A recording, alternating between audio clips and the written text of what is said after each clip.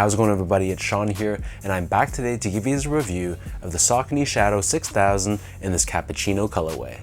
This is my latest Saucony pickup, which is part of the Saucony Coffee Pack. So recently they dropped both a Shadow 6000 and 5000, with this 6000 inspired by Cappuccino and the 5000 inspired by Espresso.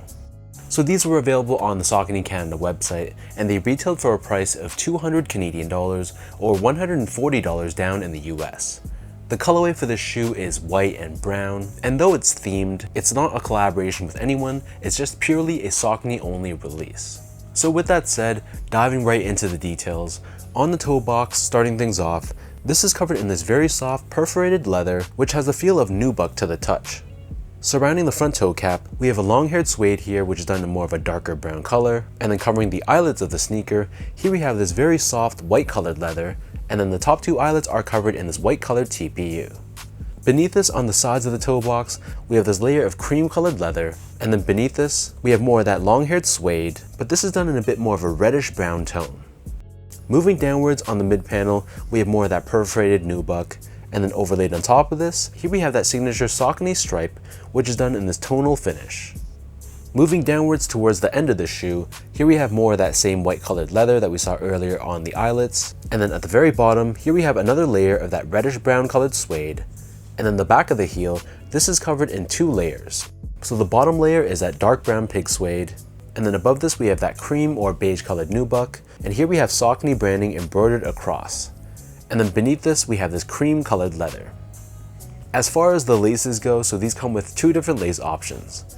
The one that I prefer are these flat style white laces, which gives the shoe a bit more of a cleaner look. But if you're someone that prefers a bit more contrast, they also come with a beige pair of laces as well. Underneath this, the tongue is covered in this very soft white colored leather, and the entire tongue is perforated. And then on the very top, we have this woven tag with this coffee cup graphic, along with the words "Best Quality by Saucony." The back of the tongue and the interior liner of the shoe, this is covered in this very soft, very broken in feeling leather, which really elevates the shoe and gives it more of a premium feel.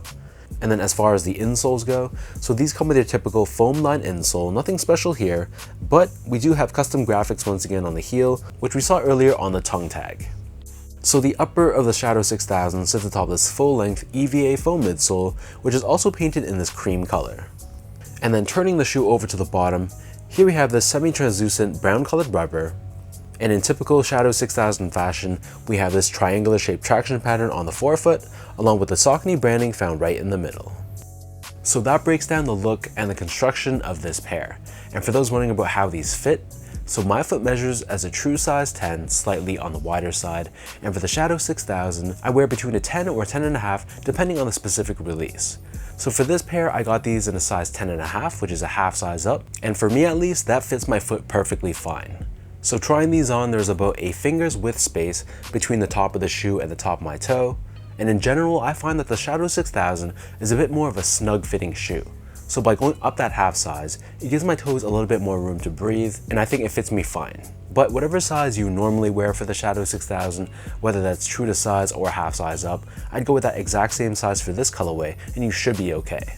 Next up, in terms of the comfort, so these feel like any other Shadow 6000. So in my opinion, it's a pretty comfortable shoe, but it's not one of the most comfortable shoes I've ever worn, for example, but for an everyday use sneaker, it's gonna be perfectly fine. There is some level of cushioning and softness underfoot. You can feel a little bit of that squishiness, especially underneath the heel, so it makes it pretty comfortable all things considered.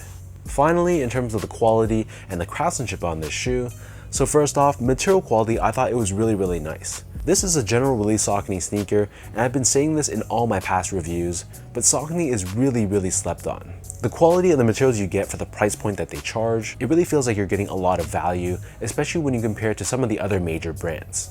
So the leathers, the suede that they use on this shoe, it all feels very high quality as far as a mass-produced sneaker goes. And from a build and craftsmanship standpoint, I'd say that it was pretty good.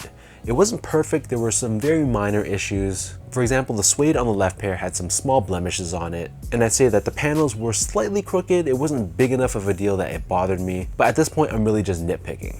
So what I'm saying is, again, for the price point you're paying, you're getting a very high quality sneaker that's truly night and day compared to general releases from some other major brands which I don't want to name right now.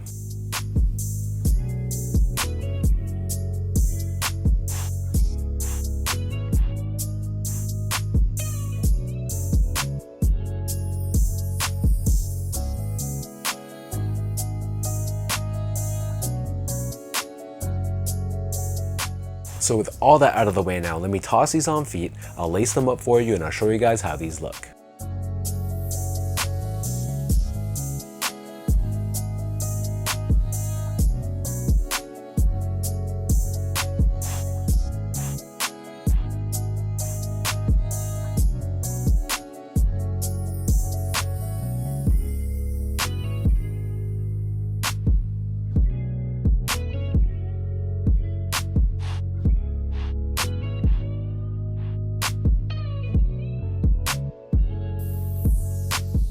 There's lots of things I love about this sneaker. I love the theming of the sneaker, I love how it's a coffee pack, and I think they executed this Cappuccino colorway very well on the Shadow 6000. The different tones of brown and how it gradually gets lighter to white on the top representing the milk, I thought this was really creatively done. But it's really no surprise, it's really in line with what Saucony does. They really love throwing food themes on their sneakers, and this is just another really successful pair in their long history of successful food themed pairs.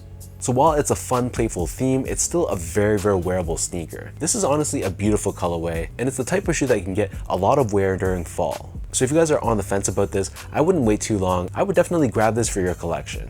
So if you guys enjoyed this video, be sure to like, comment, and subscribe to my channel if you haven't yet. You can follow me on Instagram at esco8, follow my Twitter account or X account at sean.go spelt out, and visit my website as well at seango.ca. So thanks so much for watching. Hopefully you guys enjoyed this review and hopefully it helped you in some way, and I'll catch you guys all in the next one.